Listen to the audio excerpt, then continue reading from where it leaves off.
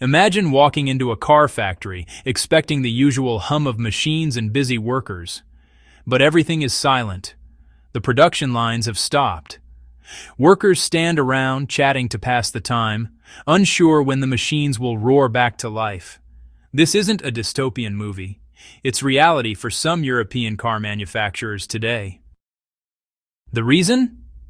China, which dominates the world's rare earth industry, recently tightened its grip by including rare earth refining technology in its banned export list and restricting exports on 7 key types of rare earth materials. These materials aren't optional. They're essential for electric vehicles, from the magnets and motors to critical sensors. Without them, production grinds to a halt. Countries and companies are now scrambling. Friendly nations with smoother diplomatic ties to China can get approval faster, while those seen as unfriendly are stuck waiting. For example, Stellantis, a major European auto giant, had to pause some production lines in Europe because they simply couldn't get the rare earth magnets they needed. And Stellantis isn't alone. Across the continent, European automakers' rare earth inventories are flashing red, signaling a serious risk of widespread production halts. Even the European Union itself has stepped in, issuing an emergency ultimatum to Beijing: prioritize 100,000 tons of rare earths to Europe within 30 days, or risk paralyzing the entire automotive industry. It's a tense standoff, and how China responds could reshape Europe's industrial future. Faced with a rare earth crisis of this magnitude, Europe has tried to find ways to reduce its dependence on China.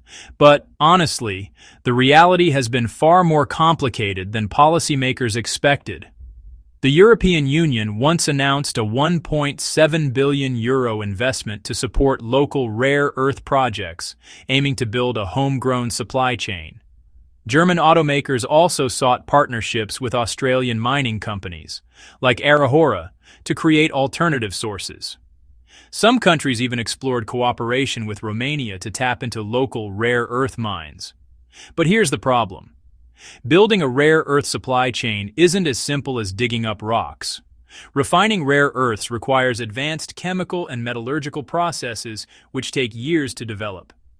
Estimates suggest that even under ideal conditions, it would take 5 to 10 years just to build new refining capacity. Meanwhile, China controls about 87% of the world's rare earth processing and 91% of refining capacity. The European projects also face cost hurdles. In Romania, for example, mining costs are over 3 times higher than in China, and the reserves are limited. In other words, Europe can invest all it wants, but the scale, efficiency, and cost advantages that China enjoys are nearly impossible to match quickly. This illustrates a hard truth.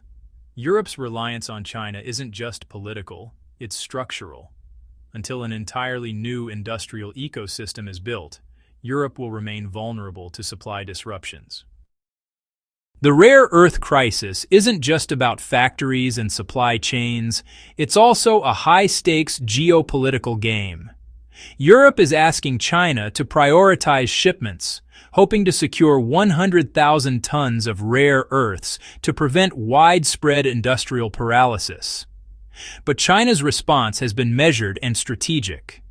China has made it clear that export restrictions are not aimed at friendly nations like Serbia, which can access materials more quickly. Meanwhile, countries viewed as unfriendly face slower approvals, underscoring China's leverage in global negotiations. At the same time, China has reminded Europe of past grievances.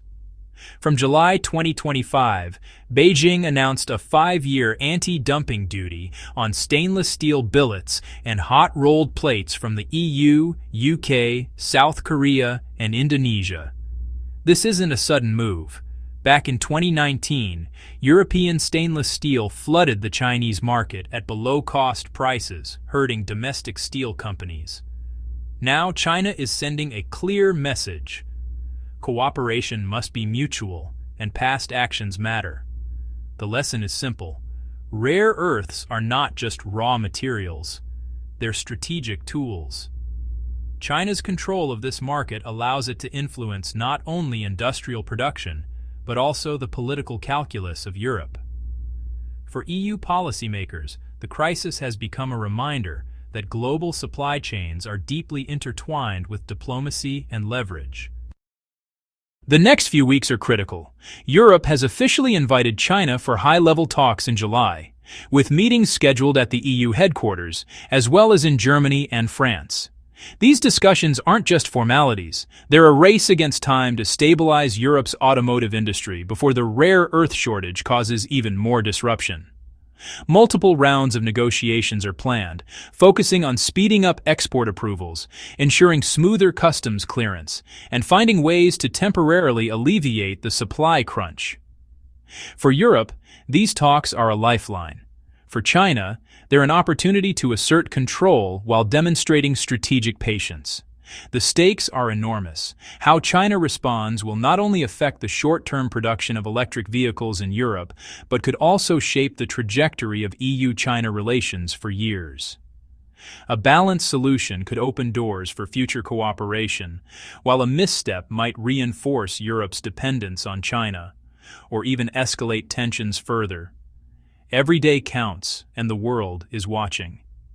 The outcomes of these negotiations will have ripple effects not just on cars, but on global trade, technology access, and economic power balances. The rare earth crisis has exposed a hard truth. Europe's automotive industry, and much of its new energy sector, is heavily dependent on China. Production lines have stalled, inventories have hit critical lows, and the financial impact is mounting. At the same time, China has demonstrated both its technological leadership in electric vehicles and its strategic control over global rare earth supplies. This isn't just a story about cars. It's about global power, industrial strategy, and the delicate balance between cooperation and competition. Europe's past miscalculations, from underestimating China's industrial rise to failing to secure alternative supply chains, have now put it in a vulnerable position. Yet, the upcoming negotiations in July offer a window of opportunity to find a solution that benefits both sides. The lesson is clear. In today's interconnected world, resources, technology, and diplomacy are tightly intertwined. How Europe and China navigate this crisis will set the stage for the next decade of industrial and geopolitical developments. If you want to stay updated on how this rare earth situation unfolds, and what it means for the global electric vehicle market, make sure to subscribe to our channel and turn on notifications. We'll continue to bring you the latest insights, breaking developments, and expert analysis as the story continues to evolve.